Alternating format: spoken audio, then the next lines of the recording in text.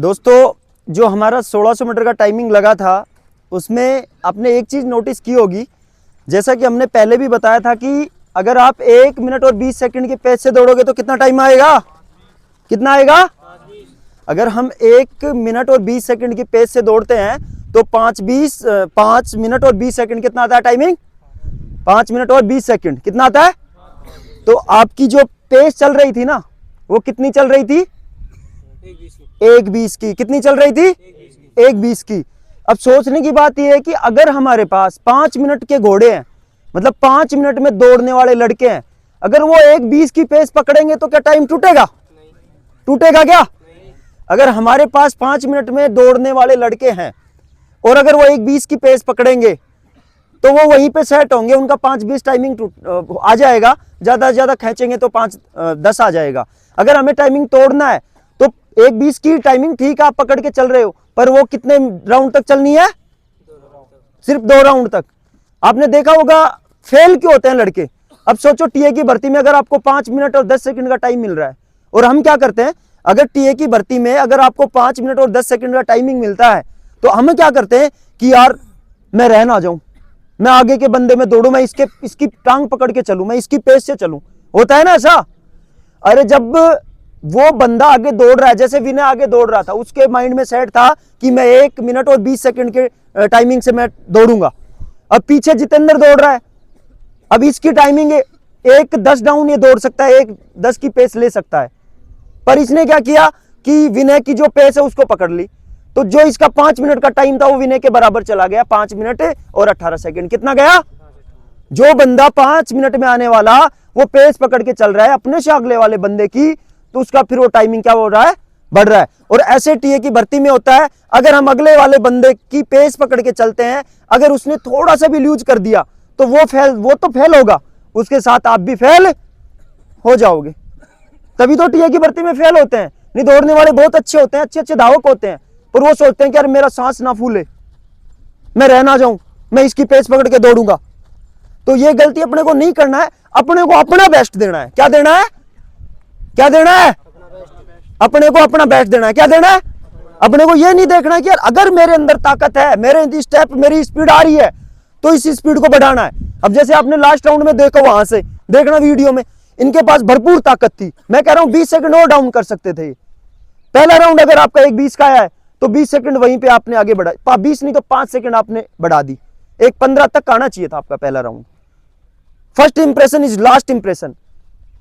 Start अगर अच्छा है तो अच्छा स्कोर करोगे आप, फिनिशिंग आपकी अच्छी है तो अच्छा स्कोर करोगे।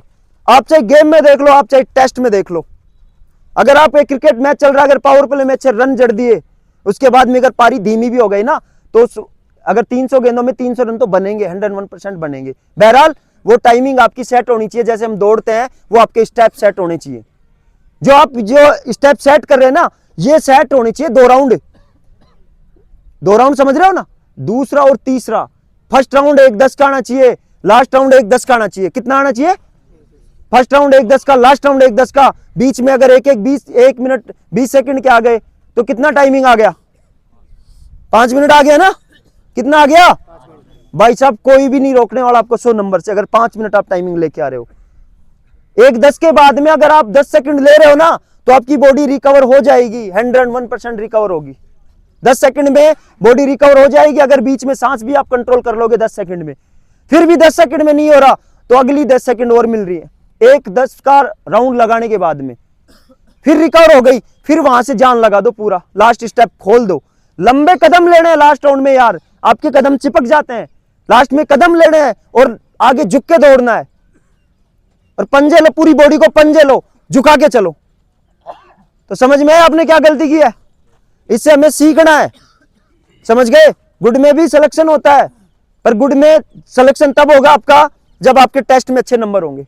किसमें अच्छे नंबर होंगे, पर अगर आपके फिजिकल में 100 में से 100 नंबर है, 100 में से 100 नंबर है, और अगर आपका गुड भी फिजिकल लगता है तो आपका सिलेक्शन पक्का है।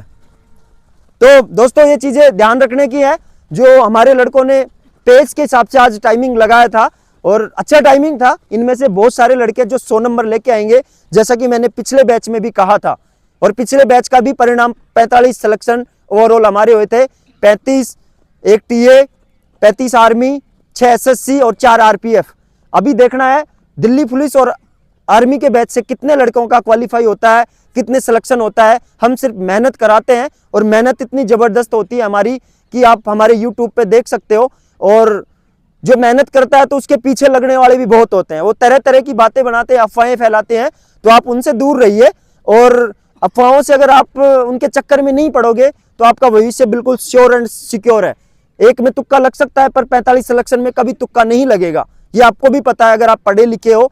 एक कॉमन सेंस वाली बात है। तो हम सबको अलग रख के हम मेहनत करते हैं और ज़बरदस्त मेहनत करते हैं। तो आप भी हमसे जुड़िए, यूट्यूब, फेसबुक, इंस्टाग्राम के माध्यम से हमारी कोचिंग में जुड़िए, हमारी एकेडमी में जहां हम ट्रेनिंग देते हैं वहां जुड़िए। आपका भविष्य सुनहरा होगा अगर आप हमसे जुड़ गए तो। और ना कुछ नहीं तो सही, कम से कम अपना फिजिकल तो स्ट्रांग रहेगा, होता है ना अपना। अगर हमारी नौकरी नहीं लग रही यार तो कम से कम शरीर तो अच्छा होता है दौड़ने से, होता है ना।